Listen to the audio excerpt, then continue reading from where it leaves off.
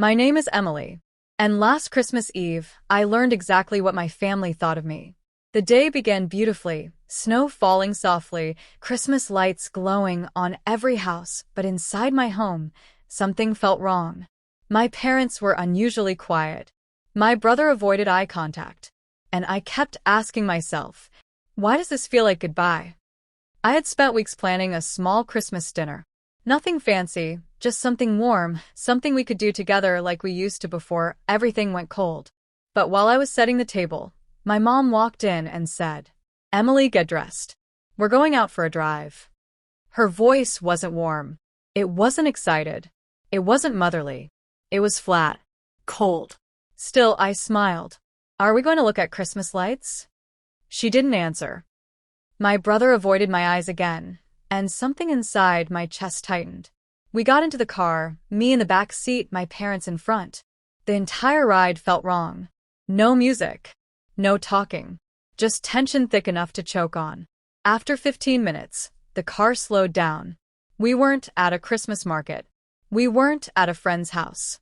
We were in front of a women's shelter. Before I could ask anything, my dad said, "Take your bag and get out." I laughed because it couldn't be real. It couldn't. Dad, what?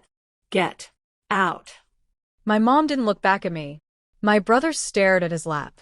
I opened the door slowly, freezing air hitting my face. My heart pounded so loud I could barely hear my voice. "Mom, why are we here? What's happening?" She finally turned toward me, and I will never forget her words. "You're old enough now. We're done taking care of you. You need to figure out your life alone." Before I could breathe, she shut the door. The car drove away, and I stood there in the snow, in the silence, watching the only family I had ever known leave me like I was nothing. The shelter receptionist took one look at me, frozen, shaking, holding nothing but a bag, and she understood everything. She didn't ask questions. She just wrapped a blanket around me and said gently, "Sweetheart, you're safe now." But I didn't feel safe. I felt abandoned, thrown away, like trash. Inside the shelter, women sat quietly on cots, some crying, some staring at the floor. I found an empty bed, sat down, and texted my mom, "Please, can you pick me up? I don't understand." No reply. I called her, straight to voicemail. I called my dad. Dead tone. My brother. Blocked. Blocked. That hurt the worst. The shelter receptionist took one look at me, frozen, shaking, holding nothing but a bag. And she understood everything. She didn't ask questions. She just wrapped a blanket around me and said gently, "Sweetheart, you're safe now." But I didn't feel safe. I curled up on the cot, holding the thin blanket tight, and whispered, "I just want to go home." The shelter lights dimmed at midnight. I lay there listening to strangers breathe, and for the first time in my life, I cried myself to sleep. Not because I was scared, not because I was cold, but because my family chose Christmas. Christmas. To show me how little I meant. I woke up at 6:17 a.m. to the sound of my phone buzzing nonstop. 16 missed calls. 27 messages. All from my mother. My stomach dropped. I opened the first message. "Come home now. We need you." Then another. "This is an emergency." Another. "Answer your phone." The same family who threw me into a shelter now acted like I abandoned them. I stepped outside into the cold morning air and finally answered the call. Mom's voice exploded. "Where are you? We need you now." I clenched my jaw. Why? "Yesterday, you left me at a shelter. Remember?" A pause. Then. "We didn't mean that. You're being dramatic. We're in trouble, Emily. Big trouble. Come home immediately." I felt anger rising in my throat. "What kind of trouble?" Dad grabbed the phone from her. "Your grandmother's medical fund just got frozen. We can't access any money. You need to help. Transfer whatever you have." My breath caught. They didn't come for me. They came for my bank account. The same daughter they abandoned in the snow. Now expected to save them. I froze in place. "Dad, why is the account frozen?" Silence. Then he snapped. You ask too many questions. Just do what we tell you. And suddenly something inside me broke. But this time, not in a painful way. In a powerful way. No, I said quietly. What? He barked. No. I'm not giving you money. Not anymore.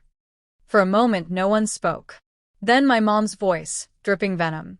You ungrateful little. We raised you. We fed you. We clothed you. On Christmas Eve, I whispered, you left me in a shelter. The line went dead. Mom hung up. An hour later, she, my dad, and my brother showed up at the shelter. Not with apologies. Not with concern. But with fury. My mom grabbed my arm. You're coming home and fixing this mess. The shelter staff stepped between us immediately. She's safe here, the woman said calmly. Please step back. My dad glared at me like I was a stranger. My mom hissed. You think these people will protect you forever? You owe us. And you will pay. I stood there shaking until one of the staff members placed a protective hand on my shoulder. She doesn't owe you anything. And for the first time in my life, I believed it. Later that afternoon, one of the staff members pulled me aside. We ran a background check on your parents when they showed up yelling, she said. They have 3 financial complaints filed against them. My mouth fell open. What kind of complaints? Fraud. Coercion. And unauthorized withdrawals. My legs nearly gave out. It wasn't just me. They had drained other relatives too. That night, everything clicked. The silence. The coldness. The sudden get out. The morning panic. My family didn't abandon me because they were done with me. They abandoned me because they thought I had nothing left to steal. But when their plan went wrong, they needed me again. Only as a bank. Not as a daughter. The next morning, my mom sent one more message. If you don't help us, we're finished. I stared at the screen, hands steady for the first time in years. I typed back. I'm choosing myself. Goodbye. And I blocked her. Blocked my dad. Blocked my brother. I walked into the shelter office and said, I want help starting over. The woman smiled warmly, like she had been waiting for those words. And that was the moment my new life began. It's been 3 months since Christmas. I have a small room now, a part-time job, a growing sense of peace. Last week, my grandmother called me secretly. I'm proud of you, she whispered. They've been manipulating everyone for years. I'm glad you escaped. For the first time in forever, I felt loved. Without conditions. Without debt. Without fear. And if you're listening to this and your family ever made you feel like a burden, here's the truth I learned the hard way. You're not difficult. You're not unlovable. You're not the problem. Sometimes, the people who are supposed to protect us are the ones we need protection from. And choosing yourself is not betrayal. It's survival.